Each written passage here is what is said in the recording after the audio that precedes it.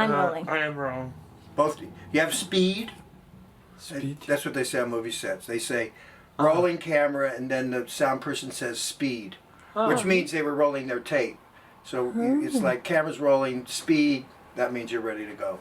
Speed. Oh.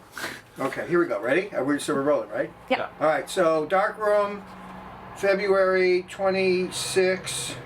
Take one.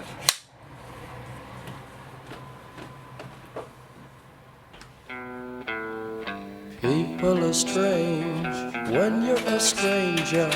Faces look ugly when you're alone. Women seem wicked when you're unwanted. Streets are uneven when you're down. When you're strange, faces come out of the rain. When you're strange, no one remembers your name. When you're strange, when you're strange, when you're strange. People are strange. This is so This is so me. I never have one of anything. I always have to have 2 or 3 of them, and I don't know why. My whole life I've been this way. It's like, why? I only need 1. I don't need 3. Okay, so you're gonna have me come into frame.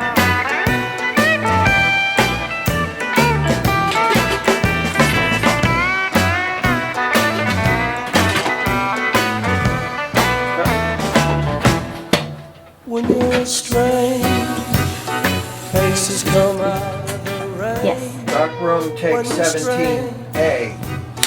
No one remembers your name. When you're strange, when you're strange, when you're strange. Alright, yeah. Shut up. Shut up. I told you to be quiet.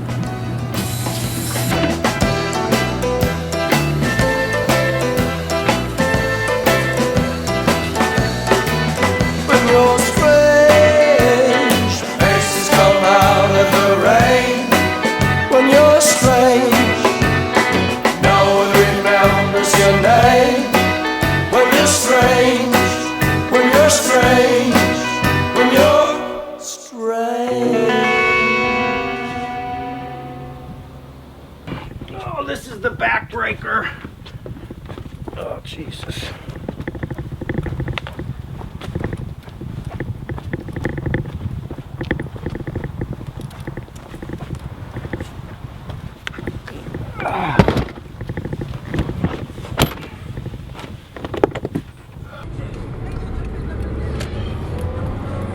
Los Angeles. Los Angeles.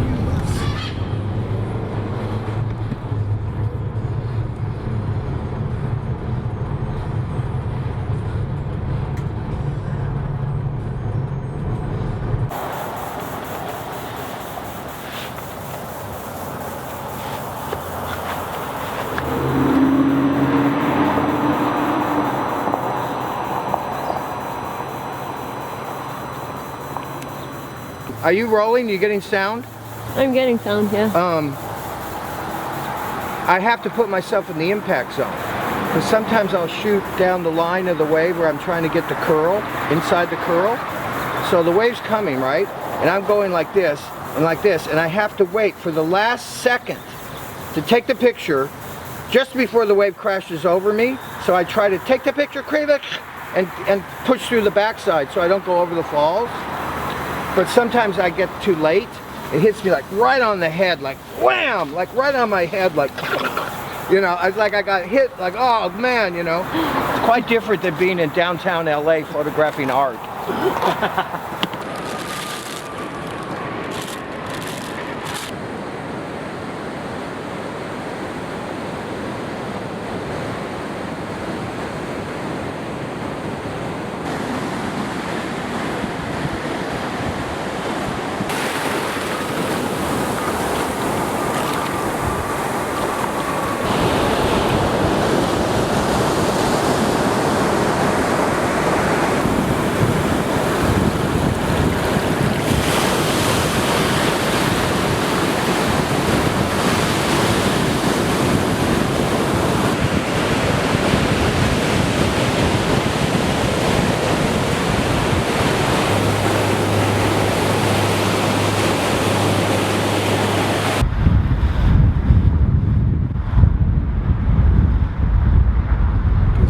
most of my friends who grew up in Los Angeles, they don't see this stuff, you know, because they're privileged and they don't see these neighborhoods. But look at this.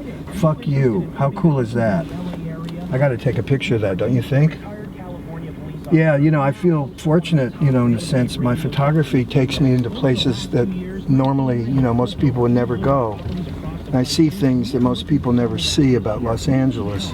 But that sign back there that says "fuck you" on it, that's pretty interesting. In front of the homeless, you know, couches and shelters. I'm going to try to do this very quickly, actually, so we get the hell out of here.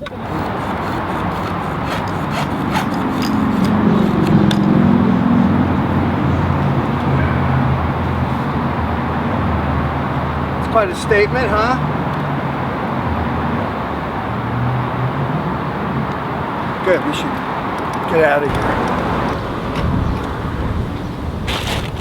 This reminds me, one day I was out shooting with Joseph Kodelka, and we were doing some of my street art stuff, and he saw these cameras that I had, and he looked at me and goes, "You're the real photographer. Like, you really are a serious photographer. You know, look at all these cameras you carry with you, you know?" And I was like, oh my God, I can't believe Joseph Kodelka just told me, like, I'm the real photographer. Like, of all the people in the world, Kodelka would say that, who I personally think is like the best photographer alive, you know?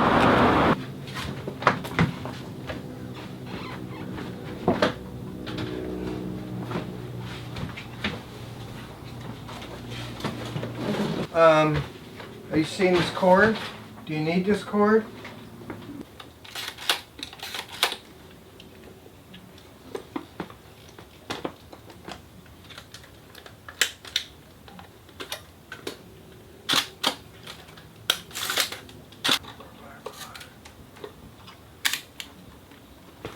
So these are my babies.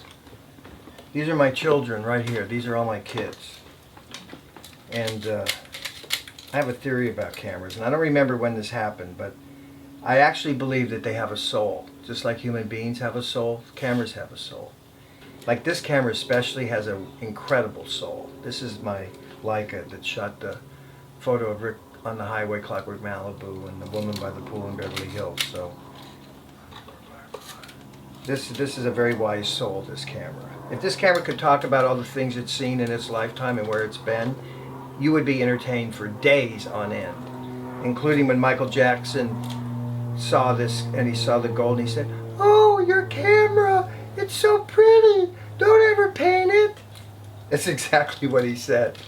But it was great because it bonded us immediately.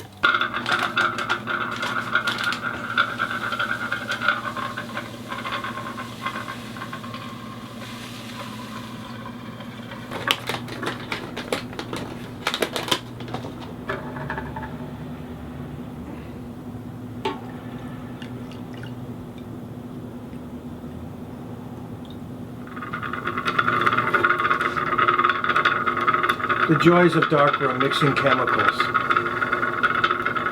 Well, if I had a quarter for every time I did this, I'd be rich. I would, I'd be rich. I can't even imagine how many times in my life I've mixed a gallon of fixing. You can see this is not one of those like stainless steel $500,000 dark rooms. But if your technique is good, and you stay within, you know, the boundaries of keeping everything clean and doing it right and checking your temperatures carefully, you can produce beautiful results in a dark room like this. Well, you've seen the prints.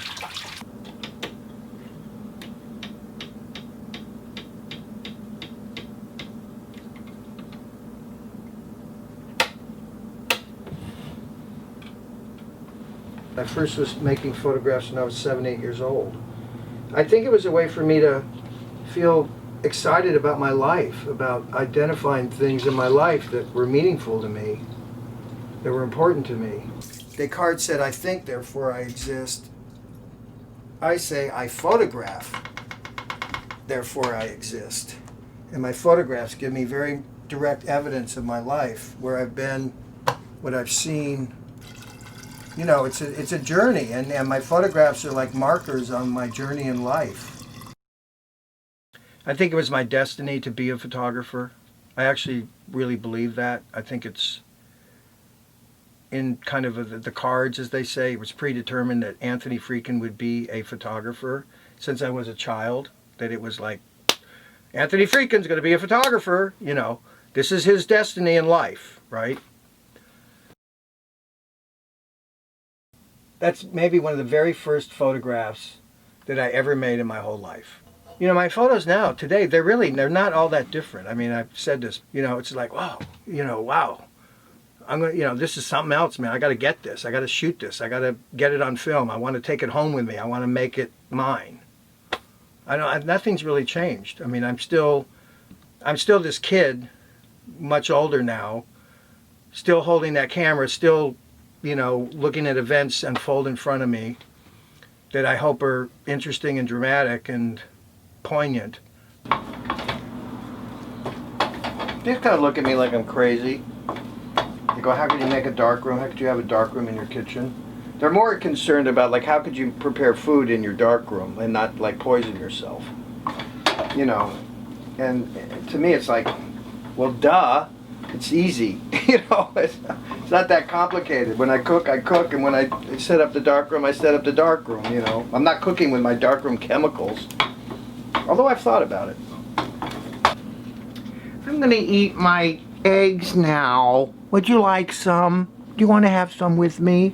How many would you like? Do you want any salsa? Okay, goodbye.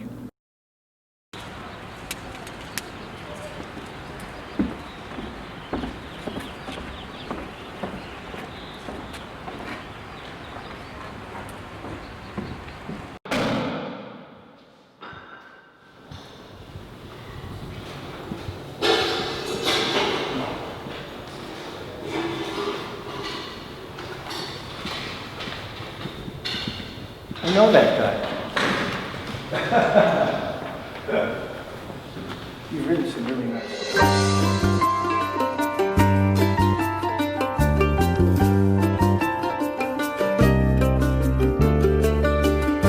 From KQED Public Radio in San Francisco, this is Forum. I'm Scott Schaefer. For the first part of this hour, we're talking with photographer Anthony Friedkin. As a young artist, some 4 decades ago, Friedkin spent some time photographing the gay and lesbian community in Los Angeles and San Francisco. It was shortly after the Stonewall riots in New York, when homosexual sex was illegal in most states, including California. Over 18 months, Friedkin hung out with drag queens, hustlers, gay and lesbian couples, and political activists, and dozens of images from that time are on display starting today at the DeYoung Museum in San Francisco in an exhibit titled The Gay Essay. And photographer Anthony Friedkin joins us now. Good morning. Good morning. Good to have you with us.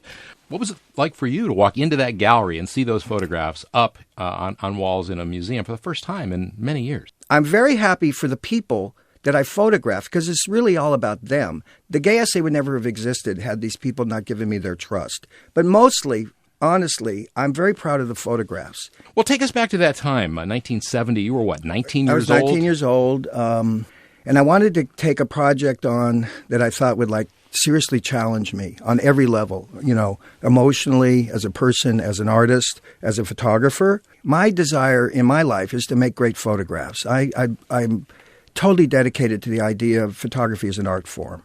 I want to be remembered for making unbelievable pictures and fantastic photographs. I took on the Gay Essay to make and hope to make an extraordinary set of photographs that would speak of the richness of the medium of photography. It turned into what, you know, is one of the most important projects in my entire career.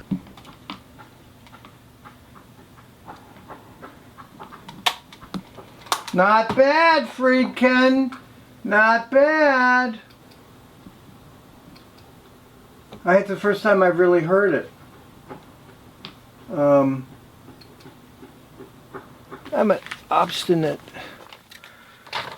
arrogant prima donna and proud of it. Is it hard actually to give it away? Because you're giving it in other people's hands, and it's kind of your book, it's kind of your work.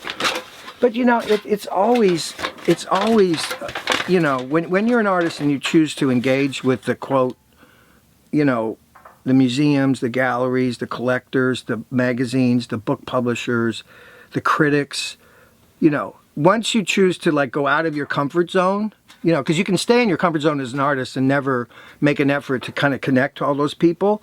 But those people are important because You need them, and they need you, and in order for your work to get out to the real, world, you need to engage those people. You really don't have a choice. You have to leave your comfort zone.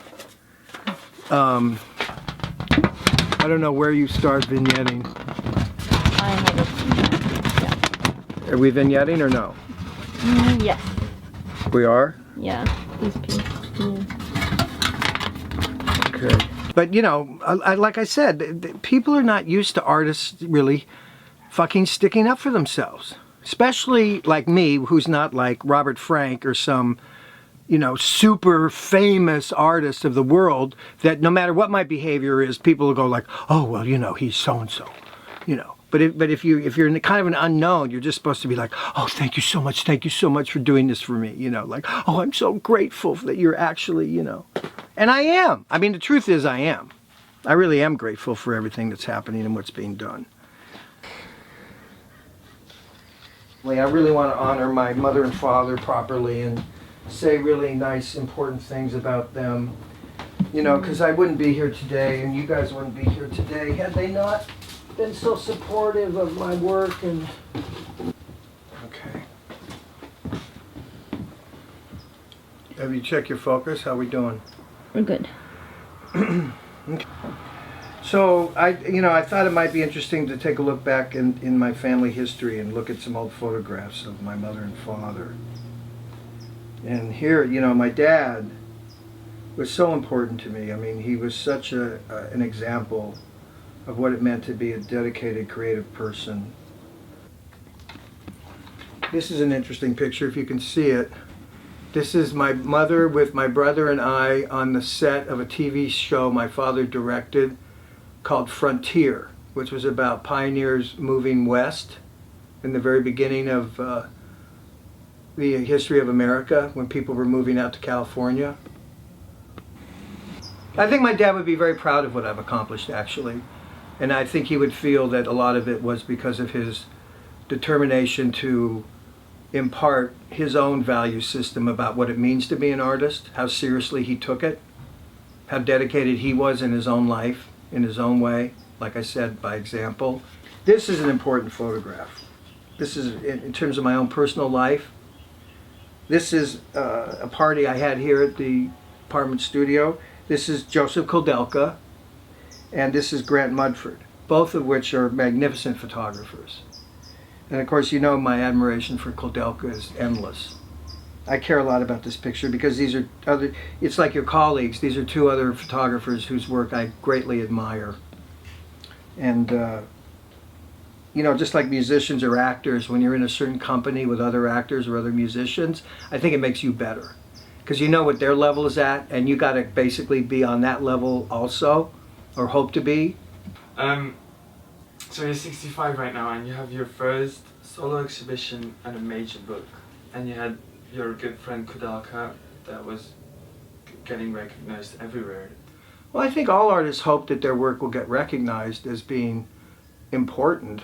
I think, like a child wants a certain validation from their parents that they did good, that they are appreciated, that that their own personal hopes and dreams are being shared and validated by other people. The Gay Essay is not my first book. It's actually like my third book. I have Timekeeper, and I also have a book that was a catalog that was published in Japan in 1986 by the Min Gallery. But what are you going to do? Not everybody can get that kind of recognition.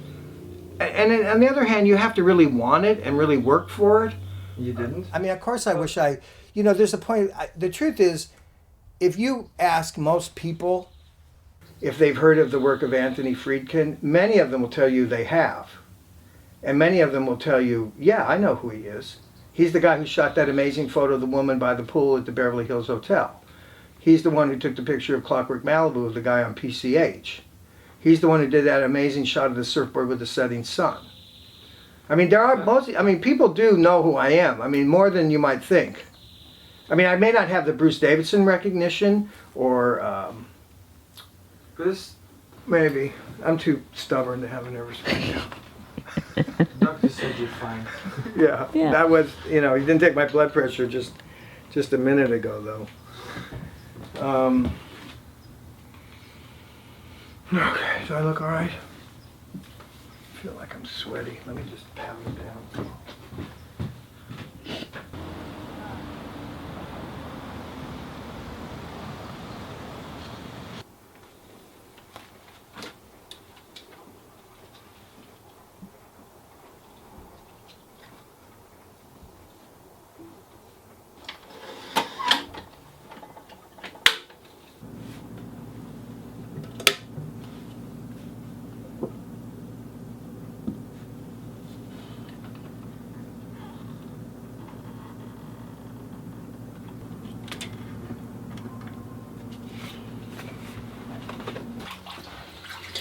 Alrighty, gang.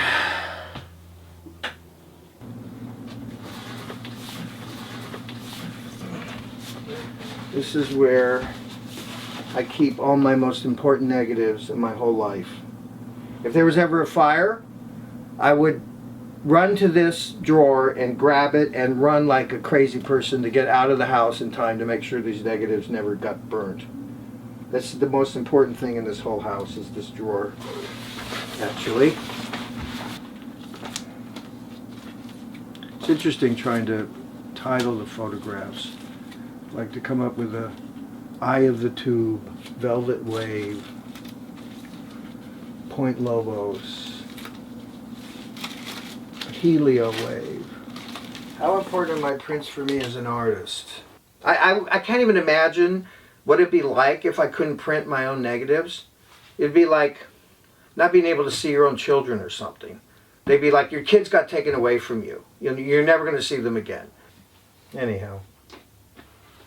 Do you get the feeling that I really like printing? Do you get the feeling like I'm really connected to the darkroom? You know, this is a whole other thing we haven't even talked about. What's it like to be in a darkroom?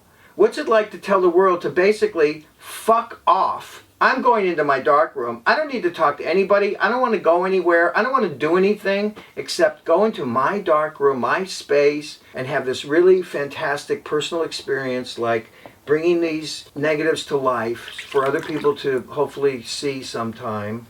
I wouldn't give that up for anything.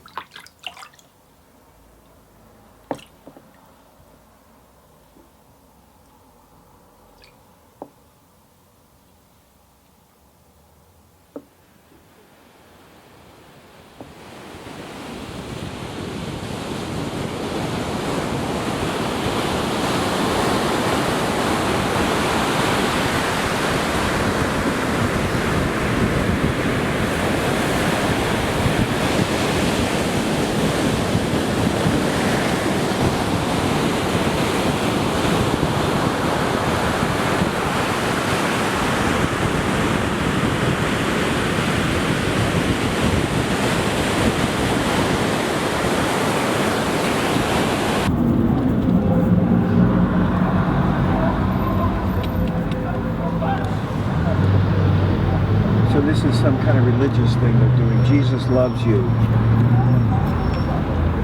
I am so glad that Jesus loves me. Jesus is the only way to heaven. I think Jesus was a photographer, actually. I think that's really what his mission in life was. People don't know. He had a camera with him all the time. Took pictures of everybody.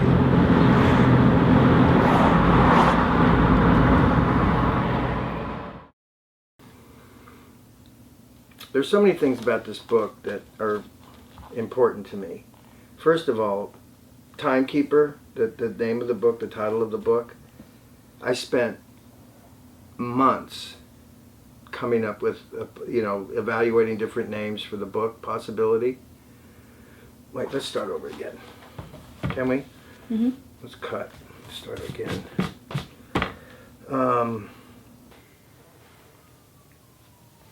Basically, I wanted to kind of try to accomplish a book that would honor my legacy as a photographer. I wanted to have something that I could say to people that this represents my life. This is everything I care about. This is who I am and what I'm about. I wanted it to be basically about my best photographs that I've ever made in my life. But you know, we've talked about this. You know, I wanted to have a family. I wanted to have kids, and it just didn't work out for me. So, you know, what do I have to show for my life? I've dedicated my life to my art, to my love of photography. So I thought it was really important that I accomplish this book so that at least I could say, this is what Anthony Friedkin did in his life. He was a photographer, and here's a book that's a testimony to his life. It gave me a sense of accomplishment and a sense of myself. You know, it validated something I really cared about.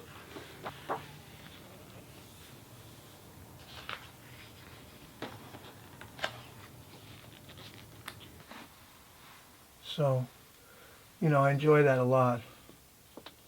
They're like my children. I have a lot of them. These are the kids I never had, you know, because I created them. This is a life's work in photography, what you're seeing here. Everything. The negatives, the prints, the cameras, the books. It's frightening how much one human being can collect in their lifetime.